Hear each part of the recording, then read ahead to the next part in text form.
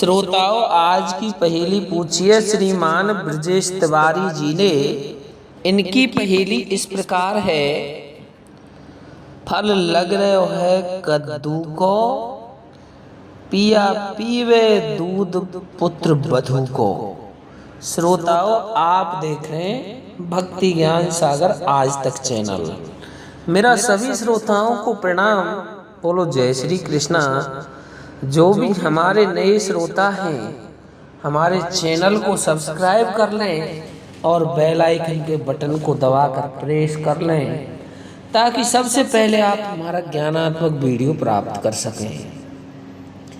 श्रोताओं, आज की पहेली बहुत ही आश्चर्यजनक है। फल लग रहे है कद्दू को, पिया पीवे दूध पुत्र बधू को। श्रोताओं, पहेली तो आश्चर्यजनक है ही है कि कोई स्त्री कह रही है कि पिया पुत्र बधू का दूध पी रहा है। तो श्रोताओं, पहेली में आप अंत तक बने रहिए, इसका जवाब आपको अवश्य मिलेगा। लेकिन पूरी कहानी सुनने के बाद ही आपकी समझ में इसका अर्थ आएगा। प्रसंग उस समय का है जब माता लक्ष्मी, माता पार्वती और माता सरस्वती तीनों में होड़ पड़ गई कि मैं श्रेष्ठ हूँ। दूसरी बोली मैं श्रेष्ठ हूँ और तीसरी बोली मैं श्रेष्ठ हूँ। अब श्रोताओं, जब वो श्रेष्ठता को लेकर के लड़ाई लड़ रही थी, तभी नारद जी वहां पहुंच गए और नारद जी बोले, माताओं, आप श्रेष्ठता की लड़ाई लड़ रही हैं, जबकि श्रेष्ठ और सती तो केवल एक ही स्त्री है, और वो है अत्रि मुनि की पत्नी सती अनसुईया। अब जैसे ही तीनों देवियों ने नारद जी की बात सुनी तो अपनी लड़ाई को बंद कर दिया और तीनों अपने अपने पतियों के पास जाकर बोली, अगर वो इतनी ही सती है तो उसकी परीक्षा लेके आओ। तीनों भगवानों ने मना किया अपनी अपनी पत्नियों से कि हम नहीं जा रहे, लेकिन तीनों देवियां जिद पड़ गईं। माता पार्वती शिव शंकर से, लक्ष्मी विष्णु से और सरस्वती ब्रह्मा जी से। लेकिन जब तीनों जिद पड़ गईं तो तीनों ब्रह्मा विष्णु और महादेव को पृथ्वी पर आना पड़ा और तीनों की तीनों तैयार हो गए। तीनों ने साधु का वेश बनाया और अत्रि मुनि की पत्नी अनसुईया के पास भिक्षा मांगने के लिए आ गए। अनसुईया से बोले, हे माते, हमें भिक्षा दीजिए।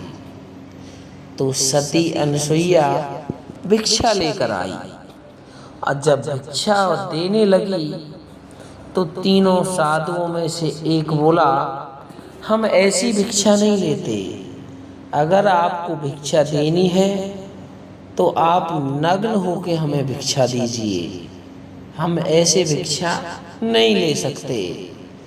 तो सती अनसुईया जी बोली, हे साधु, मैं आपको नग्न होकर के भिक्षा कैसे दे सकती हूँ?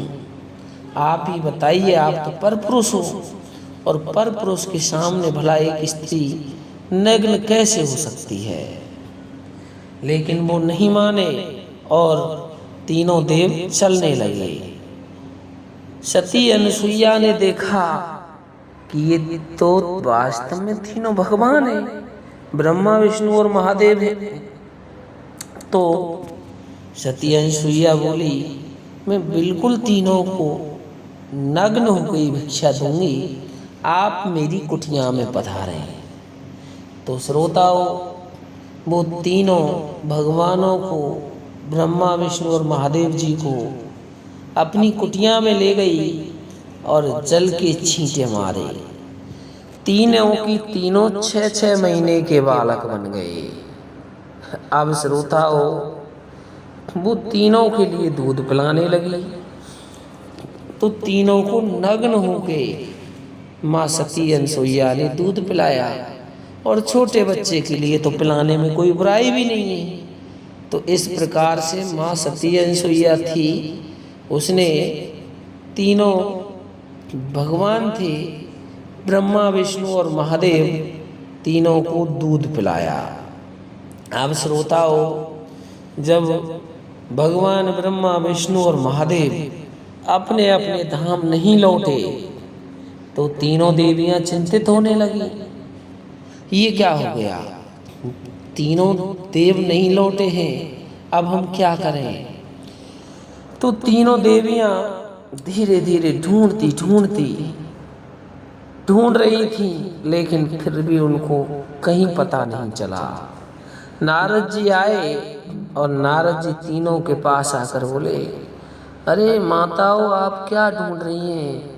आपके पति देव तो सती अनसुईया के वहाँ छोटे छोटे बालक बने हुए दूध पी रहे हैं। तो श्रोताओ, तीनों की तीनों देवियां सती अनसुईया के पास आ गईं। वहाँ उन्होंने देखा तो तीनों की तीनों पालने में झूल रहे थे। अब तीनों की तीनों ने पहचान कर ली।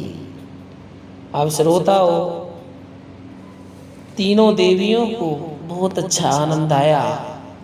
अरे वाह, देखो हम कैसे अपने पतियों को छोटा छोटा देख रहे हैं।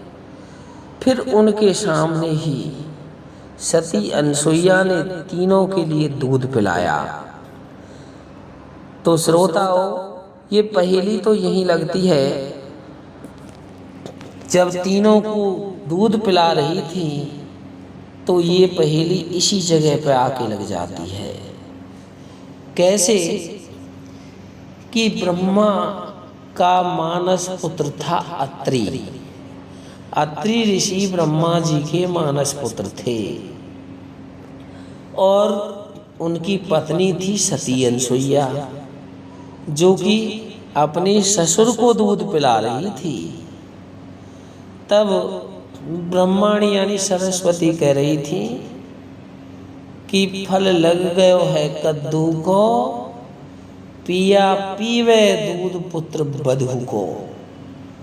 तो जो अनसुईया थी वो ब्रह्मा जी की पुत्र वधू लगती थी।